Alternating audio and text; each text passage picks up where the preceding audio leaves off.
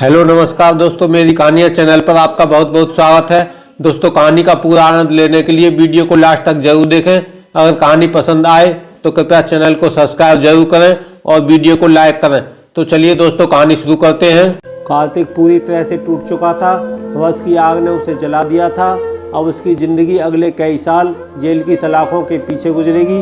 हवस की इस आग में उसके सपने, माँ बाप के अरमान सब भस्म हो गए। उसका दिल बार बार बस यही सोचता कि काश वह अपने मन को हवस के दलदल में न फंसने देता और अपनी पढ़ाई लिखाई पर ध्यान देता। 6 महीने पहले की ही तो बात है।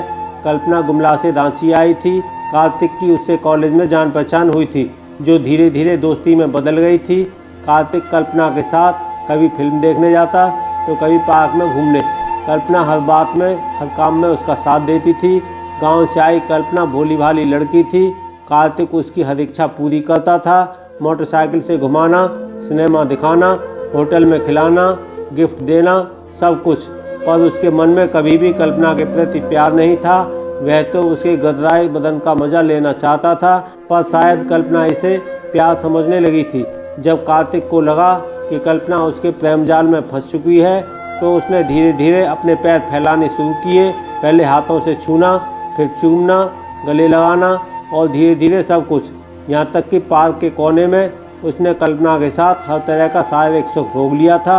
इसी तरह कभी सिनेमा घर में तो कभी किसी होटल में वह अपनी ख्वाहिश को पूरी करता रहता था। कार्तिक कल्पना के शरीर के बदले उस पर खर्च करता था और उसकी नज़र में हिसाब बराबर हो रहा था। पर कल्पना की बात अलग थी। वह कार्तिक को अपना प्रेमी मानती थी और उससे शादी करना चाहती थी। एक बार कल्पना को महसूस हुआ कि कार्तिक के साथ जिस्मानी रिश्ता बनाने से वह पेट से हो गई है। उसने उसे बताया था, कार्तिक, मैं तुम्हारे बच्चे की माँ बनने वाली हूँ। यह सुनकर कार्तिक चौंका था, पर जल्दी ही सहज होकर उसने कहा था, अभी हम दोनों को पढ़ाई पूरी करनी है। किसी लेडी डॉक्टर से मिलकर इस समस्या से छुटकारा पा लेते हैं। मुझे कोई एतराज़ नहीं, पर आगे चलकर हमें शादी करनी ही है। तो अगर हम अभी शादी कर बच्चे को आने दें तो इसमें हर्ज क्या है? कल्पना ने प्रस्ताव रखा था। शादी? कार्तिक चौंका था, पर यह सोचकर कि कहीं कल्पना का शरीर दोबारा न मिले, इसलिए बोला था, अभी पढ़ाई, फिर कैरियर, उसके बाद शादी। कल्पना ने ऐसे शादी की रजामंदी मानकर लेडी डॉक्टर से मिलकर बच्चा गिरवा दिया था। कार्तिक और कल्पना पहले की तरह मज़े से रहने लगे थे, पर अब कार्तिक सावधान था, बच्चा न ठहरे, इसके लिए वह उपाय कर लेता था। इसी बीच कल्पना को भनक लग गई कि कार्तिक उससे नहीं बल्कि उसके शरीर से प्यार करता है। उसकी शादी की बात कहीं और चल रही है। उसने फ़ोन कर कार्तिक को रेलवे स्टेशन बुलाया। रेलवे स्टेशन से कुछ ही दूरी पर एक सुनसान जगह थी, जहां पर वे पहले भी कई बार मिले थे।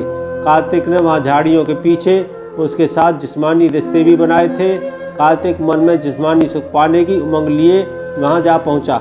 कल्पना के चेहरे पर तनाव देखकर वह हंसकर बोला, क्या हुआ?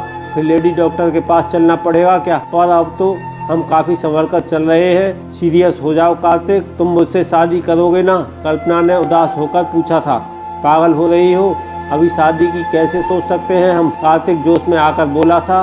कहाँ वह जिस्मानी मजा लेने की बात सोचकर आया था, कहाँ कल्पना उसे दूसरी बातों में उलझाए हुए थी। मैं अभी की बात नहीं कर रही, 4 साल बाद ही सही, पर शादी तुम मुझसे ही करोगे। मैंने तुम्हें अपना सब कुछ इसलिए सौंपा है, कल्पना बोली थी। दोस्ती अलग चीज़ है, शादी अलग चीज़ है। मैं तुम्हारी दोस्ती की कीमत अदा करता रहा हूँ, शादी की बात तो सोचो ही मत, कार्तिक ने बेरुखी से कहा था। उसका मन उचाट हो आया था, सारा जोश जाता रहा था।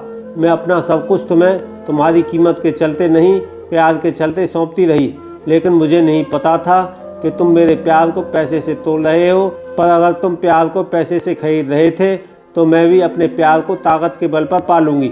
मेरे चाचा और मामा नक्सली हैं, जब चाहें तुम्हें और तुम्हारे परिवार को मिटा सकते हैं। कहते हुए कल्पना को गुस्सा आ गया था। कार्तिक कल्पना की बात सुनकर डर गया था। वह जानता था कि कल्पना जहाँ से आई है वहाँ नक्सलियों का अड्डा है। वह आए दिन नक्सली वारदातों की खबरें अखबार में पढ़ता था। कुछ दिन पहले ही कार्तिक के परिवार वालों ने किसी लड़की से उसकी शादी की भी बात चला रखी थी। उसे लगा अगर कल्पना जिंदा रहेगी तो रंग में भंग डालेगी। उसने झपटकर कल्पना की गर्दन पकड़ ली और उस पर तब तक दबाव बनाता गया जब तक कि उसने शरीर ढीला नहीं छोड़ दिया। कार्तिक को अभी भी यकीन नहीं हुआ कि कल्पना ने दम तोड़ दिया है, तो उसने अपनी बेल्ट से फिर उसका गला दबा दिया। वह चुपचाप अपने घर आ गया। कार्तिक मन ही मन घबराया हुआ था, पर जिस जगह पर उसने कल्पना की लाश छोड़ी थी उधर किसी का आना जाना न के बराबर होता था। कोई कुत्ते उसे नोचकर खा जाएंगे, यही सोचकर वह अपने मन को संतोष देता था। पर 2 दिन के बाद एकाएक पुलिस ने उसे दबोच लिया। शायद किसी ने लाश की सूचना पुलिस को दे दी थी और पुलिस उस तक पहुंच गई। तो दोस्तों, यह थी आज की कहानी। आपका क्या कहना है इस कहानी के बारे में कमेंट करके हमें ज़रूर बताएं। वीडियो को लाइक कर दीजिए और चैनल को सब्सक्राइब करके घंटी को दबाकर ऑल पर सेट कर लीजिए, जिससे कि आने वाली वीडियो आपको तुरंत मिले। धन्यवाद दोस्तों।